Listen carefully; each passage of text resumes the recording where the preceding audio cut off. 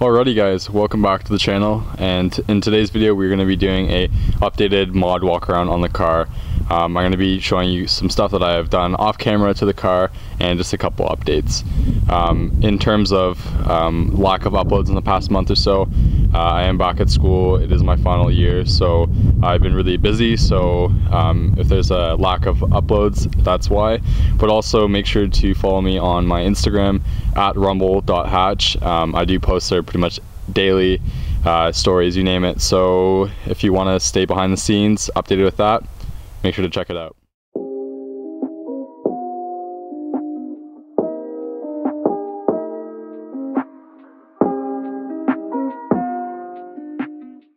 Alrighty guys, to start, I'm going to do some stuff on the outside, explain a couple things.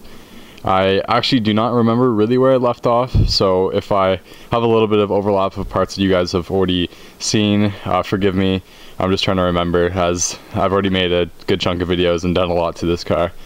So first to start, clearly you guys will see that the car is on the 11 to 14 WX wheels, and that's why, because I've been doing a lot of country driving recently on country roads, lots of gravel, and I do not want to get rock chips and damage possibly my 1552 Turbo Max. So I'm just running those right now. Don't worry, those rims are still here, they're not going anywhere. And actually I do have a new setup for the winter coming, so stay tuned for that. It'll look pretty sweet. So that's for rims. I don't remember if I've showed you this little gurney flap. It's just a universal one from eBay.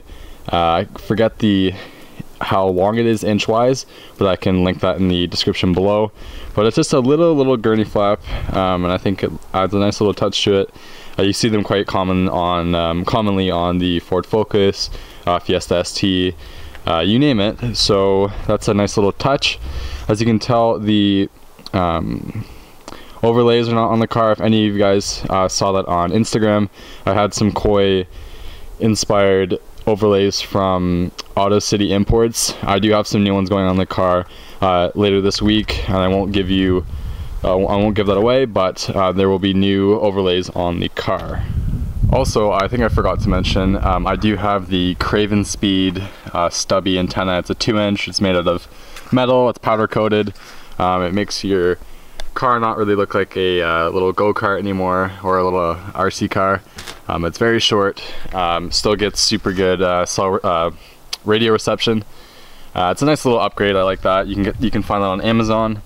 And now we're gonna go into the engine. Alrighty guys, so for the front of the car, the only major change is the OEM mesh sports grille matched in dark gray metallic. I don't know why I waited so long to get one of these, but I really love how it looks on the car. It was nice to swap out my original one that I had painted, and I had touched up actually recently for a event in Toronto.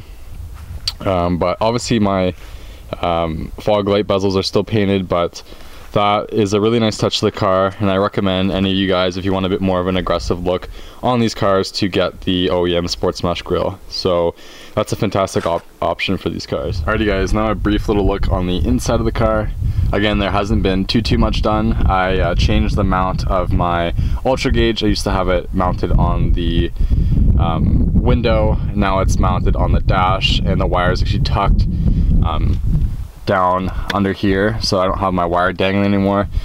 Just a little thing that I finally fixed. I used to have the wire dangling down the side. I took a bit of the dash off and tucked the wire, and I think it looks a ton better. And I also like the placement of it much better. Other than that, I can't remember if I showed you guys that I got WeatherTech floor mats for the fronts and the backs. They are a great option just to keep your car clean, especially in the winter. So the car is prepped for winter.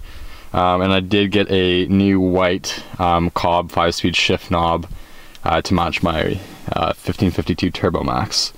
And that is all for the interior. Okay, as per the engine bay, the first thing that sticks out to me is the custom intake piping from Matt at GT Customs. I cannot remember if I have shown this yet, or probably talked about it in some videos, but that was made to clear the manifold, as I had the power blocks in my original SSD intake was rubbing on the manifold.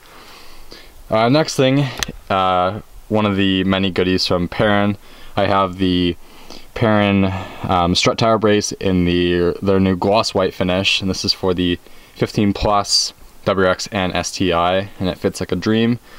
Looks super nice, and always the same quality you'd assume from Perrin. On to another little Perrin goodie. I've got the powder coated white battery tie down. I got their oil cap done in white as well, and I've also got some rod support stays because mine were kind of gross and rusty. Surprisingly, the car only has 85,000 kilometers on it, and they were still going like that. So the other one is under here. And what else? Okay, obviously you guys have seen the A Car Guy's Garage alternator cover made for the FB20 cars. So it's the 2012, the 2017 Crosstrek, and 2012 to 2016 Impreza. If I'm correct, it's the first generations of the FB20 platform. If you haven't checked my install video, make sure to check that, and there is many more goodies coming for this platform from A Car Guy's Garage. So finally is the oil catch can setup. This is just a generic oil catch can off of Amazon, and I had a bracket made up by Matt Morgadoo at GT Customs, and it's plumbed into the car. So there's one line coming off the PCV port going in, and then the return line going out goes back up to the manifold, and that is just obviously a oil catch can for the car. The final thing that I have, not gonna be sure if you guys will see that, but that shiny thing down there, I actually did have to replace the catalytic converter in my Inferno Fab unequal length headers, but they were replaced with a GESI Jesse high flow cat from, again, Matt at GT. The original cat went out and died, so I had to replace it. So I put a nice high flow one in, and yeah, the car feels awesome. Sounds good, drives well. Thanks guys, and I will catch you in the next one. Cheers.